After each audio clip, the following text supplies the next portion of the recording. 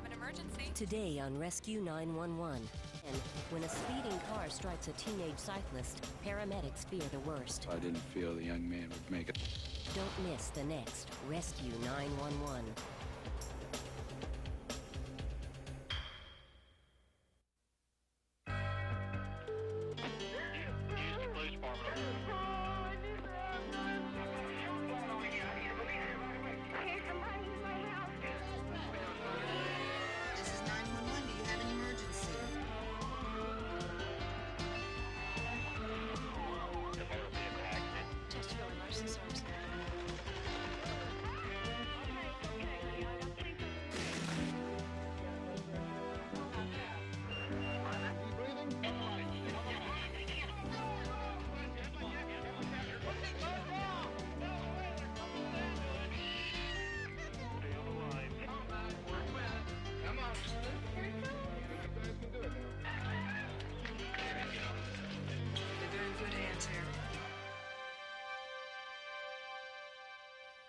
Like most teenagers, Brian Powell had dreams about his future.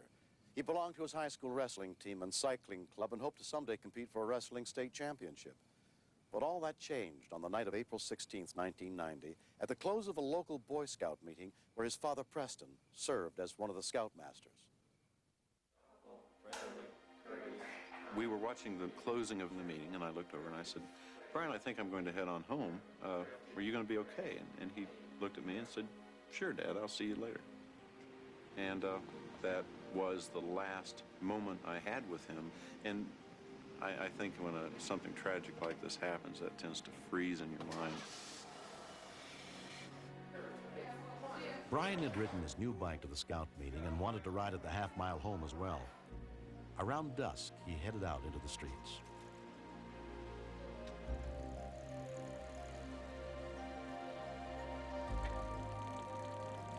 Brian bought this touring bike with his own money. It was $300, and he cherished it. And Brian was a very safe bike rider 99% of the time.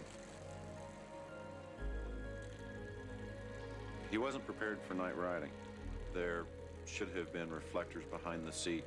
This one time, he forgot his helmet, but it only takes one lapse, one exception, one violation of one rule to set up the environment for an accident to occur.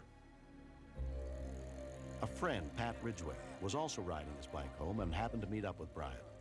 We didn't recognize each other at first. And then we just talking for a while, and then I go, all right, I'll see you later. And then I kept going east on Shot, crossing the street, and he turned north on Huntley. And I looked back, and I saw Brian going, and I saw the car coming. I think, what's he doing?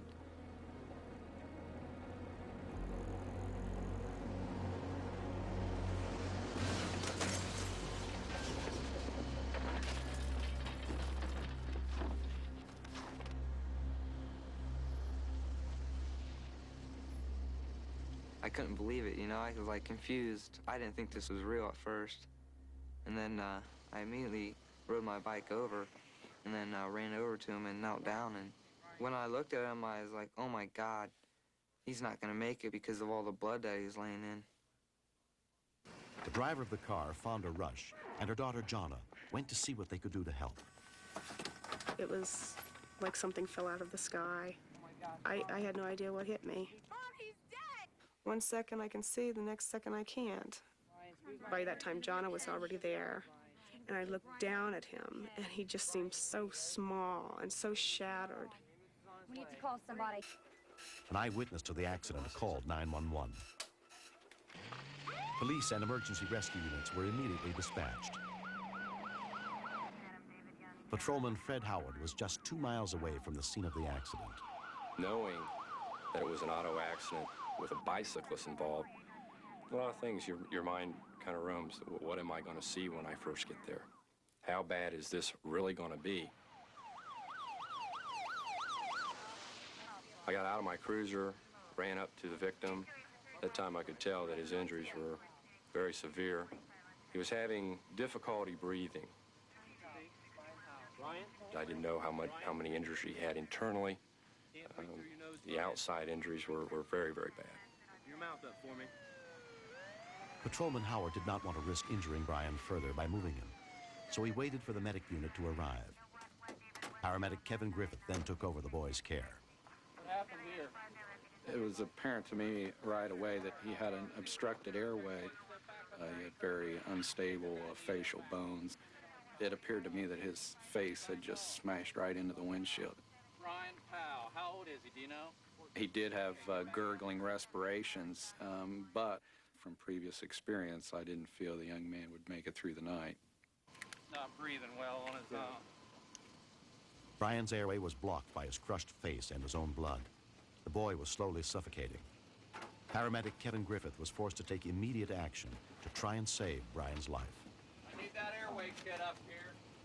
I'm gonna have to crank. We do a surgical cricothyrotomy, which is using a scalpel and making incisions through the skin and through the cricoid membrane, which you have to be able to identify certain landmarks.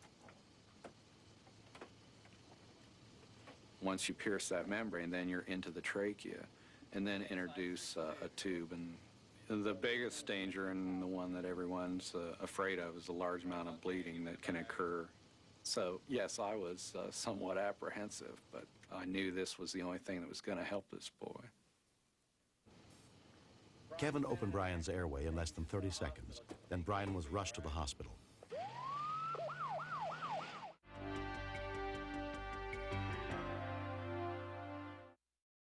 Friday. Life can be hard in a city called the Big Easy, but the staff of Charity Hospital braves the front line every day to treat victims of brutal urban violence, trauma, life in the ER. Friday on Discovery Health Channel.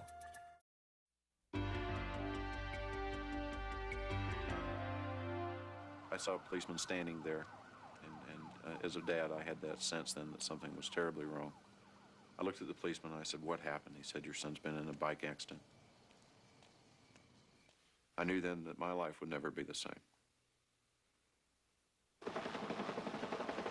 Brian's injuries were so serious that he was airlifted to the trauma center at Children's Hospital in Columbus. The trauma team was headed by Dr. Robert Upp. We started assessing him, and within a matter of minutes, he arrested. He had a cardiac arrest. Okay, we need to needle his chest. Needle the left chest. We rapidly put in 2 chest tubes, and sometime between putting that initial needle into his left chest and starting to get those chest tubes in, we got him back, and he stabilized after that. Brian was taken to ICU. There was little his parents Preston and Vicky could do but wait. That night we were informed that we almost lost our son twice. And the first time I saw him, it was a shock. Phenomenal shock. I've never seen anything like that in my entire life, and I hope I never see anything like that again. You know, my prayer at that point was, let me be there. Let me be there. Let me be the one that's hurt. I would have just given anything for him to have been better. Brian had suffered multiple fractures of his skull, face, arm, and collarbone. His recovery has been slow and painful, but his prognosis looks good. My body just, I guess, didn't want to die down, and it kept on working and fighting. I could pretty much say I am a fighter. That could have a big point on why I am here, like why I'm not in the hospital or why I'm not 6 feet under. Recently, a surprise party was thrown in honor of paramedic Kevin Griffith for his part in saving Brian's life. Hi, Brian. Well, I'm glad to see you again. A little better circumstances this time. How you doing? Just fine. Words can't describe how I was feeling toward him. I just gave him a gigantic hug and said thank you. Kevin made a judgment call, and he saved Brian's life. He's a phenomenal gentleman. I felt like a hero then. It was a great feeling. I enjoy my work, but I mean, it's sometimes a bloody, thankless job, but then there are times like this that make the whole job worthwhile. That's 27 points, Dad. After 2 months, Brian was released from the hospital. Since the accident, he's made remarkable progress. I still get shook up by it because he's my son, I'm the mommy. But considering what he's been through, he's in fantastic shape, mentally and physically. It's just gonna take time.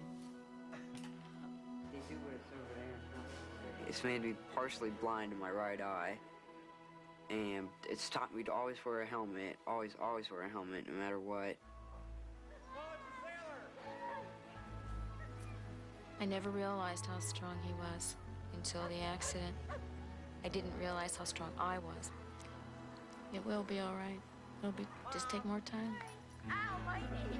Call 911.